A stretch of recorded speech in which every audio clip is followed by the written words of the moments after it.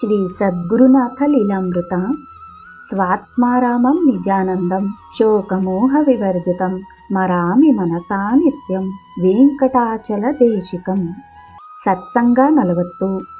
ಗುರುದರ್ಶನವಾಗದೆ ಊಟವಿಲ್ಲ. ಶಿವಮೊಗ್ಗದ ನಾಗಭೂಷಣ ಭಟ್ಟರಿಗೆ ಗುರುನಾಥರನ್ನು ನೋಡುವ ಹಂಬಲ.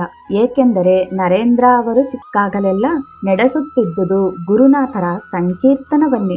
ಅವರ ಪ್ರಭಾವದಿಂದಲೂ ಅನೇಕರು ಸಖರಾಯ ಪಟ್ಟಣದ ಯಾತ್ರೆಗೈದು ಗುರುನಾಥರ ದರ್ಶನ ಪಡೆದು ಪುನೀತರಾಗಿದ್ದಾರೆ. ಗುರುವು ಎಲ್ಲರಾಗಲೂ ಸಾಧ್ಯವಿಲ್ಲವಾದರೂ ಸದ್ಗುರುವಿನ ದರ್ಶನವಾಗುವ ದಾರಿ ತೋರಿಸಿದರೆ ಅದೇ ಒಂದು ದೊಡ್ಡ ಸೇವೆ. ದೀಪದಿಂದ ದೀಪ ಬೆಳಗಿಸಿ ಸಾವಿರಾರು ಹಣತೆಯನ್ನು ಬೆಳಗಿಸಿದ ಮೊದಲ ಹಣತೆಗೆ ಧನ್ಯತಾ ಭಾವವೇ ಇರುವುದಲ್ಲದೆ ಇತರ ಹಣತೆಗಳ ಬೆಳಕನ್ನದು ನೋಡಿ ಕರುಬುವುದಿಲ್ಲ. ಸಖರಾಯ ಪಟ್ಟಣವನ್ನು ಆ ಇಬ್ಬರೂ ತಲುಪಿದರು. ಗುರುನಾಥರ ದರ್ಶನವಾಗೇ ತೀರುತ್ತದೆಂದು ಬಂದವರಿಗೆ ಗುರುನಾಥರ ದರ್ಶನವಾಗುವುದಿಲ್ಲ.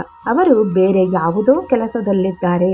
ಸಿಗುವುದಿಲ್ಲವೆಂದು ತಿಳಿದಾಗ ಬೆಳಗ್ಗಿನಿಂದ ಹಸಿವಿನಿಂದಿದ್ದ ಭಟ್ಟರು ತಿಂಡಿ ತಿನ್ನಲು ಇಚ್ಛಿಸಿದರು. ಹೋಟೆಲಿಗೂ ಹೋದರು. ನೀನು ತಿನ್ನೆಂದಾಗ ಇಲ್ಲ ಎಂದರು ನರೇಂದ್ರ. ಮರಳಿ ಯತ್ನವ ಮಾಡು ಎಂದು ಮನೆಗೆ ಬಂದು ಗುರುನಾಥರ ಪ್ರತೀಕ್ಷೆ ಮಾಡುತ್ತಾ ಕುಳಿತಾಯಿತು.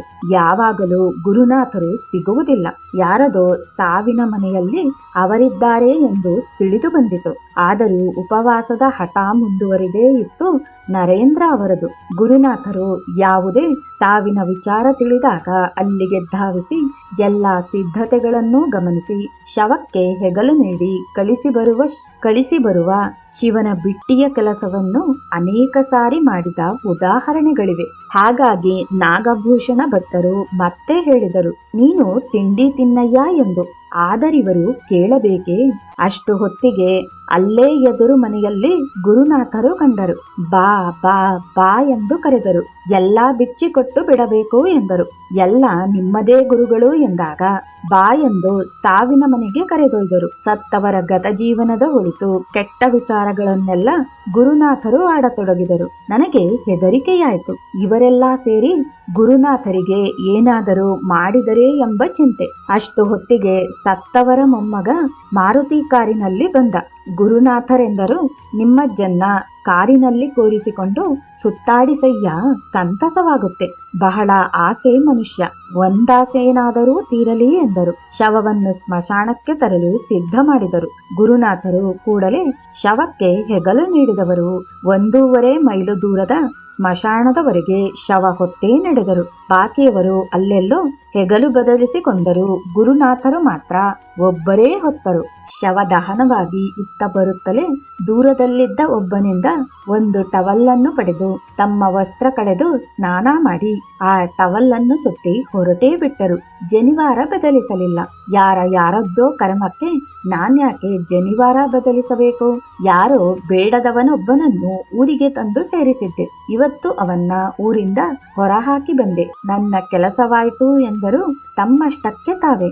ಈ ಎಲ್ಲಾ ಮಾತುಗಳು ತಾನಾಗಿಯೇ ನನ್ನ ಮನಸ್ಸಿನಲ್ಲಿ ಮೂಡಿದ್ದು ಪ್ರಶ್ನೆಗಳ ಉತ್ತರಕ್ಕಾಗಿಯೇ ಎಂಬುದು ನನಗೆ ಗೊತ್ತಾಗಿ ಹೋಯಿತು.